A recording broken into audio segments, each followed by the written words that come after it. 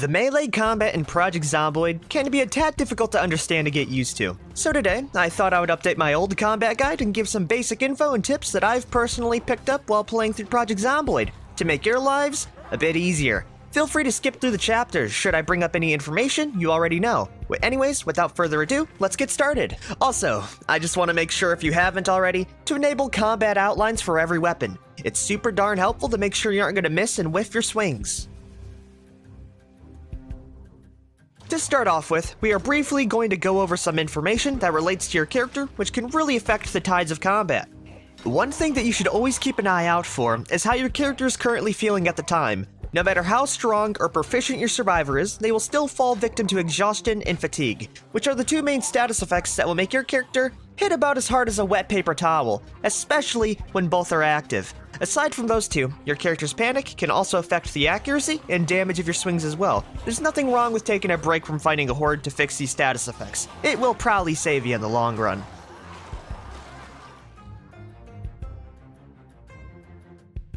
Passive stats can be some of the hardest to level up, so it's important to keep these in mind when you do make your character. But both strength and fitness have a massive effect on your character's ability to fight through groups of zombies.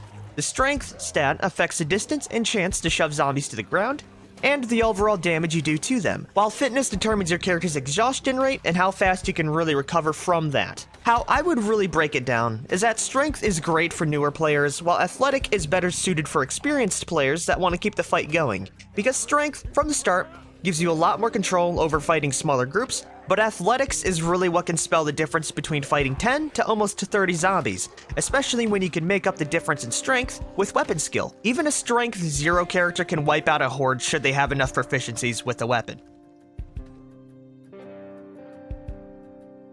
The skills you want to keep an eye out for most to improve your combat prowess are going to be Nimble, Maintenance, and the respective weapon skills. Now, Nimble is one of my favorite skills to level, mostly because it allows your character to strafe much faster, giving you way more control over the horde. If you can get Nimble high enough, you can have the ability to juggle hordes and constantly back up until victory. Maintenance is also very helpful, as it allows you to get the most out of your weapon. Just having a few levels in the skill can give you an extra 100 kills on your favorite blades and axes.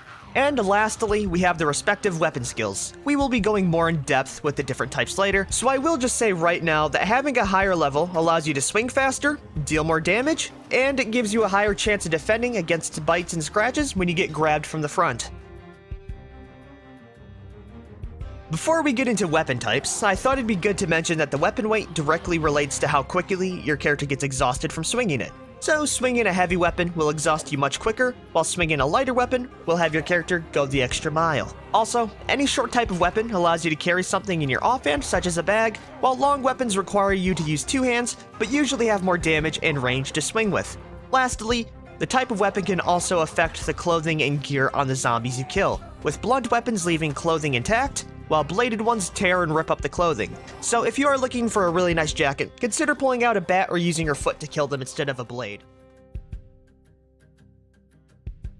This is the most common weapon type, and one of the more versatile out there for that reason, but short blunt is like the vanilla flavor of weapons. It's super easy to spec into, it allows you to carry extra gear, and you can quite literally find one in every single house. And if you can't find any, you can also disassemble a bunch of things and require pipes and bars that way as well. The construction worker is a perfect profession for this, as it gives you +3 short blunt as well as effectively making your character a beast from the start. The main drawback of this weapon is that you won't be able to get anything more powerful than a lead pipe, and the range can be a bit scary for some. Now we have the cousin of the short blunt, Short Blade. This is a bit of a sleeper class, as there aren't a lot of benefits for this type, aside from having it as your secondary weapon on your belt. You can also use it to get instant kills with a jaw stab, but no zombies can be nearby when you do this, so this is really only geared towards stealthy kills. But one major benefit that Short Blade does have is how little that they weigh. So if you have a character that's built around knives, you can take out a horde with a knife without breaking a sweat easily. They're also very commonly found stuck within zombies, so you should have a good supply of screwdrivers and knives for the near future. Long blunt is a good middle ground when it comes to weapons, as there are a few heavy hitters, while it's still relatively common to find. The main benefit for long blunt is having the most knockback capability out of every weapon class, barring a few short blunt weapons. This allows you to effectively control smaller groups of zombies, as a good half of them are going to be sent to the ground from your swings, though the highlight for this type for me is the Humble Crowbar. This thing boasts the most amount of durability in the game, and you would need to kill a few hundred zombies just to wear this down. Overall, a pretty reliable type to spec into. Axes are also pretty decent of a choice as well. They're a good mix between long blade and long blunt, boasting higher damage and being a bit more common than long blades. You'll mostly come across a hand and fire axe, with the hand axe being a one-handed weapon that works great as a tool and secondary weapon, and the fire axe, an absolute beast of a weapon should you get a few levels into it. There's also the wood axe, but I recommend keeping that as a tool until you get a lot of levels, as it has a very slow swing and recovery rate.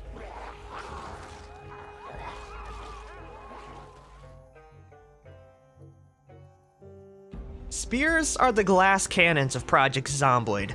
They can be some of the most busted weapons you can use in the game, but in order to use them half decently, you need to build an entire character around them, particularly in carpentry and maintenance skills. Thankfully, they are really cheap to make, but they only last on like 5 to 7 zombies max with 0 maintenance skill. So you're gonna need a lot. But what makes these weapons shine is the insta-kill rate. Your character can be on the verge of death, weak, and exhausted, yet you can still one-shot zombies, which is an insane feat for these things.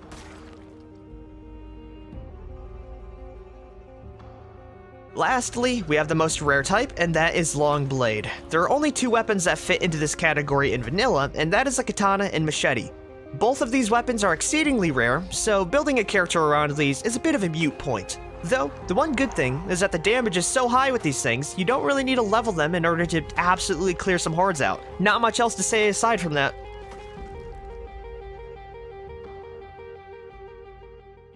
Welcome to the junkyard. Instead of just talking about it, I thought it'd be a lot easier to actually demonstrate it in some live gameplay. And here we are.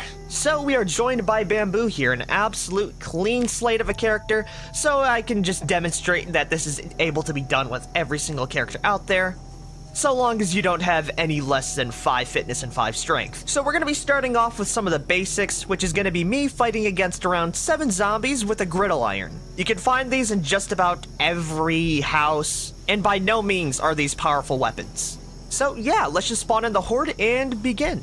Alrighty, we got the 8 zombies spawned in, and before we even start fighting, we just want to make sure that our surroundings are clear and that we're not going to get snuck up on while fighting these zombies. Now, when we do deal with a group like this, what we're going to try and do is slowly dance in and out of their awareness. So we're going to crouch down, try and be as stealthy as possible, and we're slowly going to approach the group and try to get the aggro of just a couple, just so we're not fighting all of them at once. And it does look like we have gotten the aggro of 1 zombie. Now, while we are fighting zombies, we always want to be on the move. We always want to be strafing, even if there's only a couple. You don't want to stand still and swing, as that's going to probably kill you off. Now, one thing that you actually can do is shove a zombie over, and you can actually stand on top of it. This allows you full control over the zombie. You can do whatever you want. You can read a book, you can eat food, and this is especially good if we're fighting, let's say, 2 to 3 zombies, because by pushing one over and standing on top of it, you essentially turn that 3v1 into a 2v1. And as you see, as we step off, she can get back up. But we're just gonna dispatch her, we're gonna shove her over, and we're gonna hit her in the head with a griddle iron. Now we can continue to try and get the aggro of more of these zombies. It looks like we've gotten 2. Oh, actually, that's going to be 4. Okay, so this is going to be a little bit higher stakes, but what we're going to try and do is just shove him over, and we're going to take him out before the rest can get to us. That's not going to happen. So we're going to get out of sneak mode, and we're going to run away a little bit. We're going to get a little bit of distance, and so now what we're going to do is slowly back up, hit a zombie once, and run away really fast. All right, we're going to try not to die here, and we're just always going to back up and swing as much as possible. Alternate between swinging and shoving as well, because shoving is a little bit quicker than swinging, but swinging staggers a zombie for a whole lot longer. We're not going to get too greedy with our damage. We're just going to hit once and run away really quick. Hit once, run away, and now we got him in a nice line here, which allows us to actually swing a whole lot more, because they're a lot more staggered out, which gives us a lot more time to swing and hit. There we go. As you see, every single hit that we get is kind of like loosening a bottle cap, right? These zombies only can take like 5 to 7 swings from this griddle iron. So as long as our durability and our stamina stays well, we can continue doing this for quite a while, just slowly running away. backing up, making sure we're not going to die here. Now, whenever you do back up, you always want to make sure that you're jogging, because when you're jogging, your character actually bumps into a zombie like that, which can save your life. So let's say you whiff a swing, you can hurry up, jog away, and as you see, it actually stunned the zombie behind you. You can do this almost all the time, and it's a heck of a lot better than just walking backwards. Let me show you that one more time. We're gonna wait for these zombies to get to our back, and then we're gonna jog off. You see, you stun that first zombie that actually was supposed to take a chunk out of you. So this can be really helpful for when you're fighting a group and you accidentally make a mistake. So now we're just gonna take out the rest of this horde by slowly backing up, hitting once, jogging away a little bit.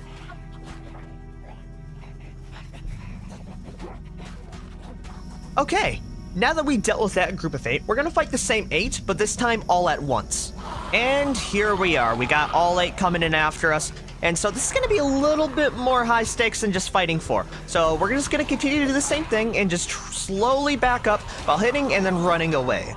This time we're not gonna be able to get as many hits in. We're probably only gonna be able to get 1 in before they start to swarm us. So we're just gonna slowly run away, turn around, hit, and then run away again. Now, you always want to check behind you to make sure that you aren't going to get snuck up on as well, because you can tunnel vision pretty hard while doing this, and it really does suck when a zombie does come up behind you. So yeah, we're just going to hit once, jog away. This is going to take quite a while, but this is a very safe way of taking out zombies.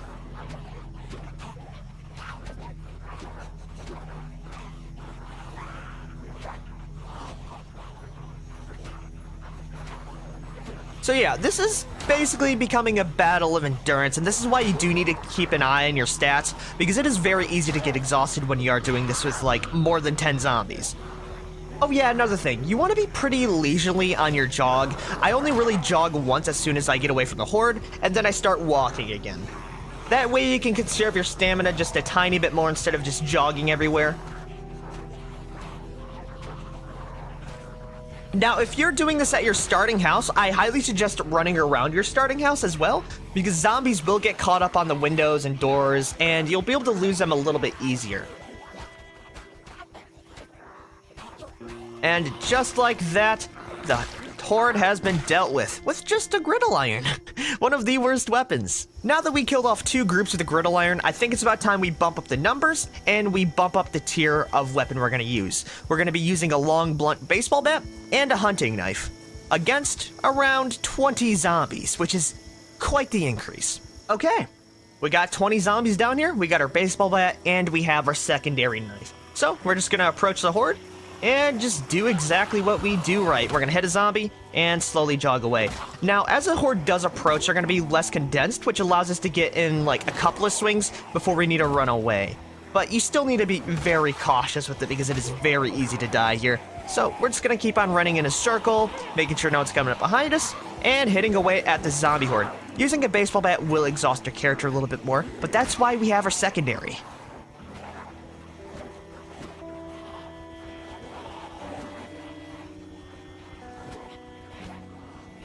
So yeah, this is gonna be quite the battle, especially since we're not using any environmental factors.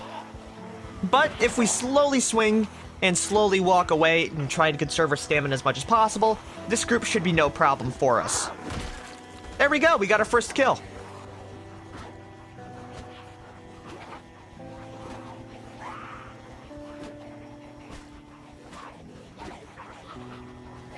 Okay, so we've hit these zombies a few times with our baseball bat, and you see that we're getting a little bit of moderate exertion. So this is actually where our knife comes in. With it being such low weight, we're going to be able to use this and regain some of our stamina back while our baseball bat sits on our back. So what we're going to do is just stab once and then continue to jog back. Using this weapon will allow us to go a whole lot longer without running out of stamina. And since we've already weakened quite a bit of the horde with the baseball bat, this should be pretty easy to sweep up a few of them with just a knife here.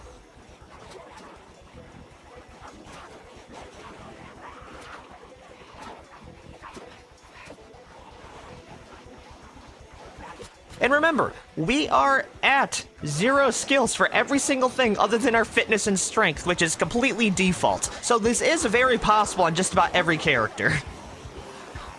Of course, practice makes perfect, so I honestly recommend just spawning into a world, giving yourself a couple weapons, and just trying to clear out the neighborhood. And once you do get the hang of it, fighting zombies becomes just second nature, and you'll be able to take out a whole lot more and feel a whole lot more confident, which may or may not be a good thing, right? But yeah, we're just gonna hit and jog away. It's that simple. Now, you could probably get away with just walking away after you hit, but I really do like jogging as it gives you that little extra safety net.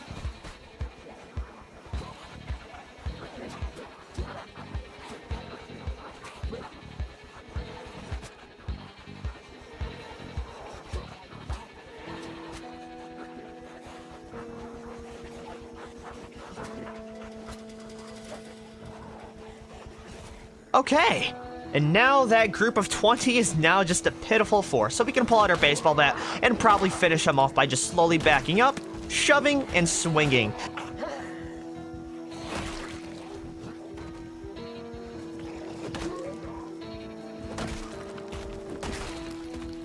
And there we go.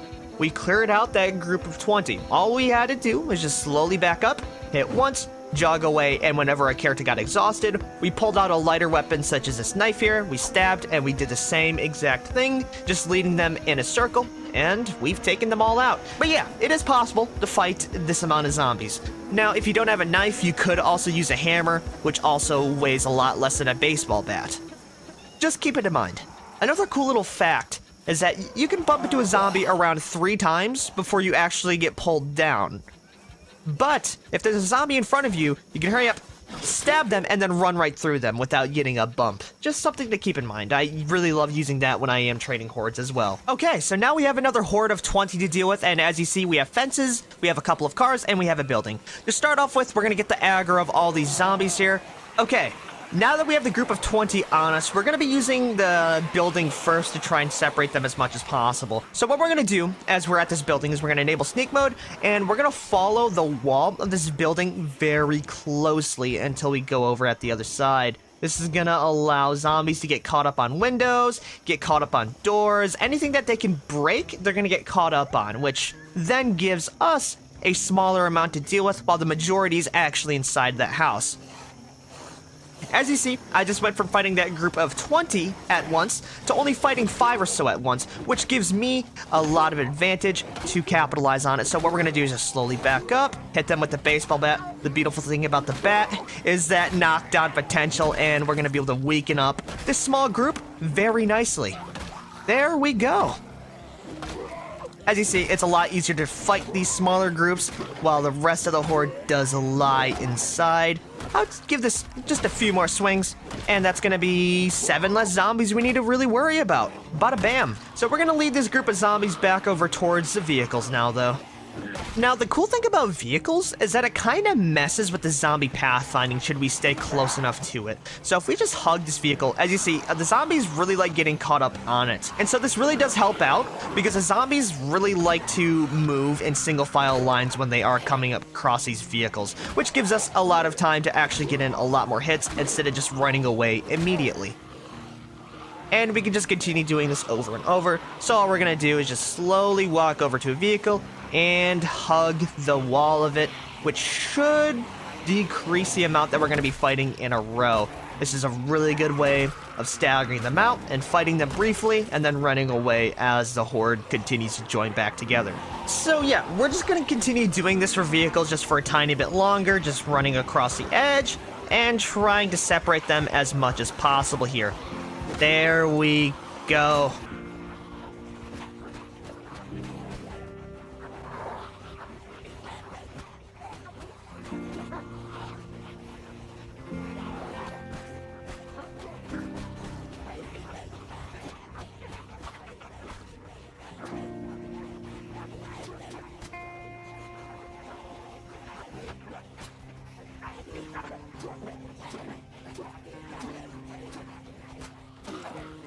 Alright, we've killed quite a chunk of them, and now there's only like 8 or so left.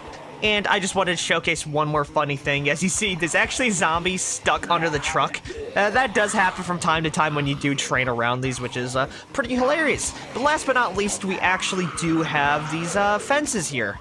Now, I really don't like using fences to fight hordes, mostly because fighting with these is very inconsistent, and it also exhausts your character a lot more by climbing behind these fences, but it is very useful to stagger out hordes and make them slow down quite a bit, especially when you're dealing with sprinters. But there's a few things you need to be wary for, and this also goes for windows as well. But one thing is for certain, you can get in a free hit when you do hop over a fence. You just need to be very wary about lunges. So you can get in a free hit there, and then run away before that guy goes at your ankles. Because if he does get a hit, you're probably gonna die. Alright, so yeah, just gotta watch out for those lunges.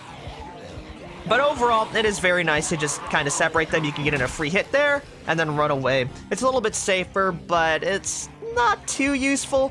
Though when you do lower the numbers by quite a bit, it does become a lot more valid.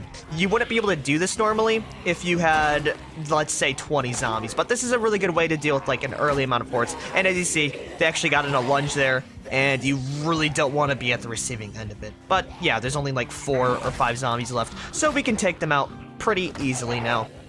You can also use trees, but I would say trees are a lot better at just losing zombies than actually fighting through them. But there we go! We took out another group of 20 with just a little bit of exhaustion to go with it. So yeah, hopefully you all have learned something new today, at least with the melee. I'm not sure how well I was able to demonstrate some of this stuff inside the actual combat, as it is very tricky and hard to actually get a grasp on. What you need to do really is just hop onto a sandbox game, start with the weapon kit, and just continue fighting zombies with melee until you get very comfortable, and then suspend that comfortability, because that's what's probably going to get you killed. Anyways, I hope you all have learned something new today. I'm just gonna take out the last person here. But yeah, anyways, I hope you all have good days today. Be sure to like, favorite, share, subscribe for more, especially if you did learn something, and if I did forget to say something about combat that's very important, be sure to let me know down in the comments below. Anyways, this is Private Lime, out.